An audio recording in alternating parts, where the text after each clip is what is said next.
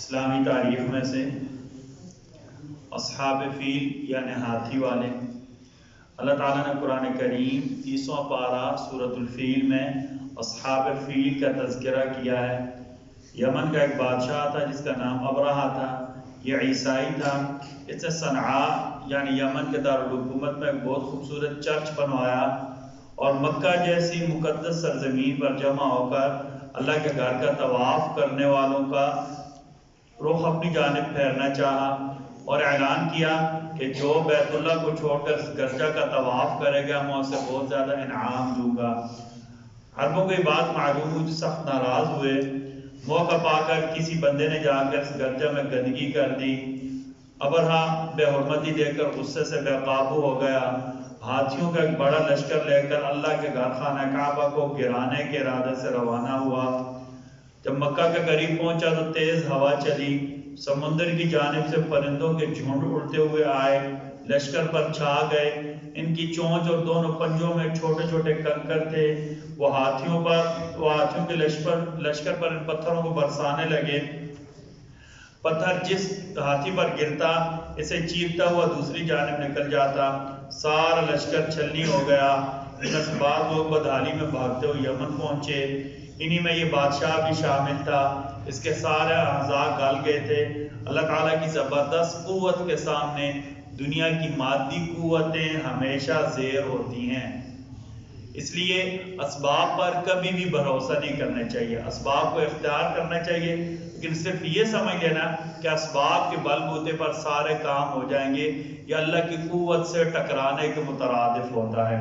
جن لوگوں نے اللہ کی قوت کو ہمیشہ جو ہے نا کیا کہتے ہیں چیلنج کیا ہے، وہ اللہ کی قوت کے سامنے زیر بھی ہوئے ہیں، تباہ بھی ہوئے ہیں، اور دنیا اور آخرت کا انہیں خسارہ اٹھانا پڑا ہے۔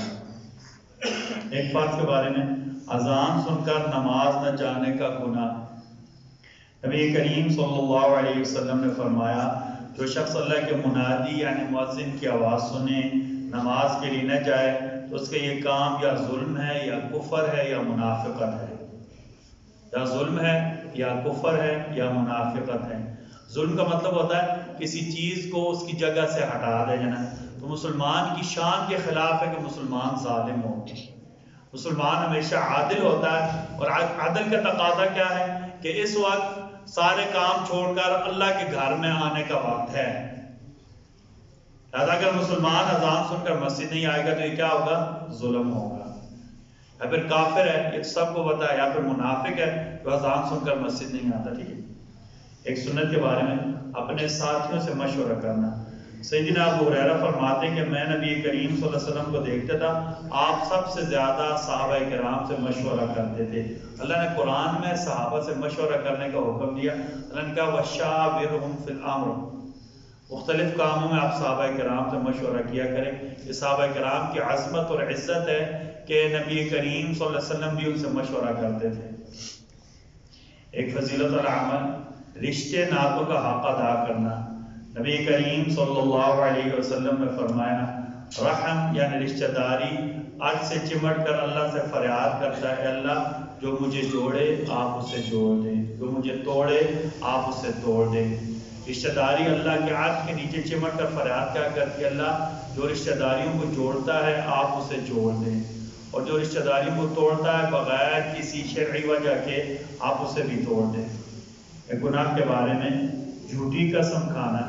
نبی کریم صلی اللہ علیہ وسلم فرمایا، جو بندہ جان بوجھ کر جھوٹی قسم کھائے اور دوسرے کا مال دبا لے، قیامت کے دن اللہ سے اس حال میں ملے گا کہ اللہ اس سے راضی نہیں ہوں گے۔ اللہ کی ناراضگی نا یہ سب سے بڑی کیا کہتے ہیں محرومیوں کا سبب ہے۔ جس سے اللہ ناراض ہو جائے اس کی کوئی چیز کوئی کام بھی فائدے والا نہیں ہوتا۔ قرآن کریم کی نصیحت سورہ نساء نمبر 86، اللہ تعالیٰ فرماتے ہیں، جب تمہیں کوئی سلام کرے تو اس سے بہتر الفاظ میں یا ویسے ہی الفاظ میں سلام کا جواب دیا کرو۔ وَإِذَا حُيِّيتُم بِتَحِيَّةٍ فَحَيُّوا بِأَحْسَنَ مِنْهَا أَوْ رُدُّوهَا، السلام علیکم، اس کے جواب کیا؟ وعلیکم السلام۔ اس سے بہتر کیا ہے؟ وعلیکم السلام ورحمۃ اللہ۔ اس سے بھی بہتر کیا ہے؟ وعلیکم السلام ورحمۃ اللہ وبرکاتہ، حالات کے مناسب، وقت کی تصویر کے مطابق۔ بندہ بہت زیادہ مصروف ہے، ٹھیک ہے، وعلیکم السلام کہتے ہیں، بس جواب ہو گیا، وقت بھی زیادہ ہے، کوئی اور چیز بھی نہیں ہے، کوئی اور تقاضا بھی نہیں ہے۔ ایک بات یاد رکھیں، اصول کیا ہے؟ ہر بندے کے حال کے مناسب اس سے بات کرنی ہے، یہ شرعی اصول ہے۔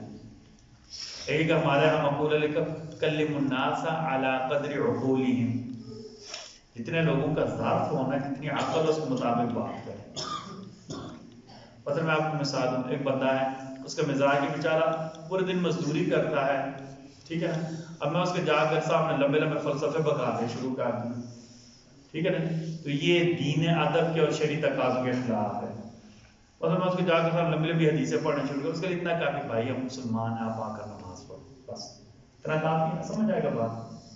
انہوں کو بخاری شریف میں لکھا، فلانے کے لکھو کہ بھائی اللہ کا نام، میں کام کر رہے تھے، مجھے ہو سکتا ہے وہ تنگ ہو جائے۔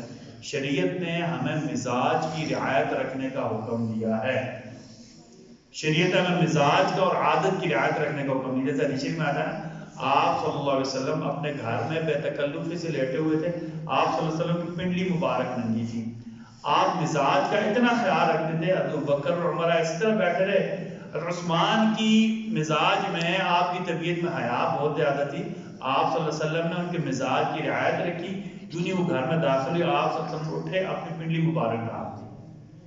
یہ شریعت نے ہمیں آداب سکھائے ہیں، ہمیشہ یاد رکھیں، دین اس چیز کا نام ہے جو جس وقت دل میں آئے کہہ دیں۔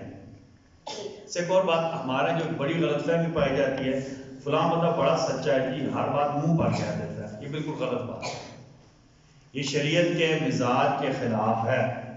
فلاں بڑا چٹا بندہ ہے جی، ہر بات منہ پر کہہ دیتا ہے، یہ بہت بڑا بیوقوف بندہ ہوتا ہے۔ ایک میری بات سمجھیں، نبی سے زیادہ سچا کوئی تھا؟ آپ نے کبھی سنا ہے کہ آپ نے کہا ابو جہل تو کافر ہے؟ پوری حدیث کی کتاب میں کبھی سنا ہے آپ نے؟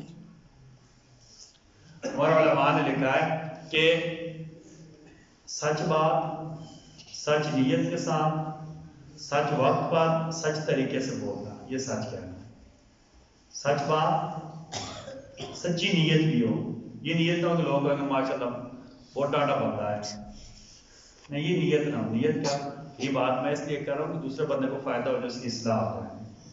سچ بات، سچی نیت کے ساتھ، سچے وقت پر، سچے، مثال کے طور پر شریعت نے ہمیں کیا کہا ہے، کوئی بندہ فوت ہو رہا ہو تو اس کو یہ نہیں کہنا تو کلمہ پڑھ، کوئی بندہ نشے میں ہو تو اس کے لیے کہنا آ نماز پڑھ، کیوں بولا؟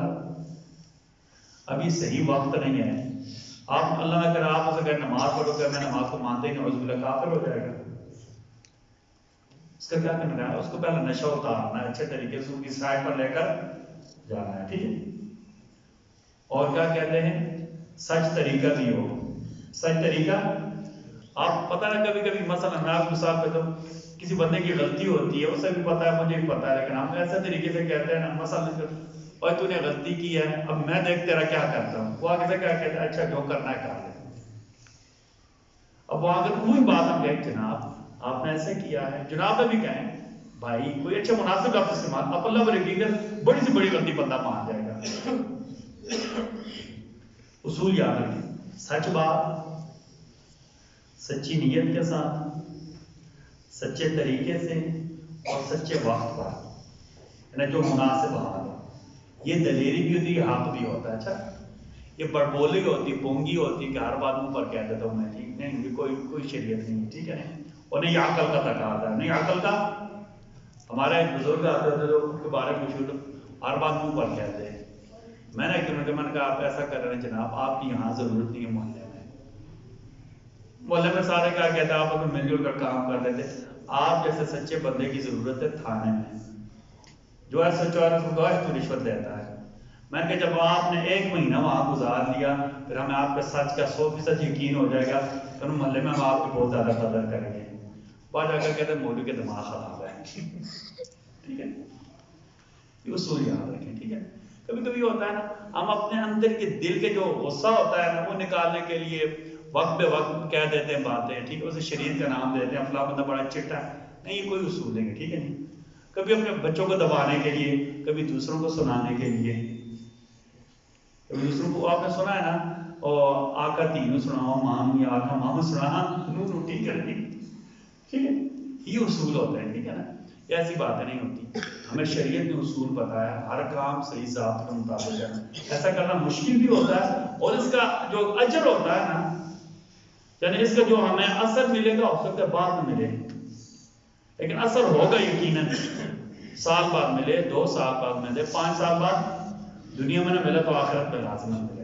اللہ تعالیٰ ہم سب کو کہنے سننے سے عمل کی توفیق عطا فرمائے. بسم اللہ الرحمن الرحیم. بسم اللہ والصلاۃ والسلام علی رسول اللہ. بسم اللہ وعلی ملت رسول اللہ. ہمارا کہنا سننا قبول فرما لے، ہماری غلطیاں کوتاہیاں معاف فرما لے، ہماری نمازیں قبول فرما لے، ہمیں ہماری نسلوں کو خیر کے لیے قبول فرما لے. رحمتک یا ارحم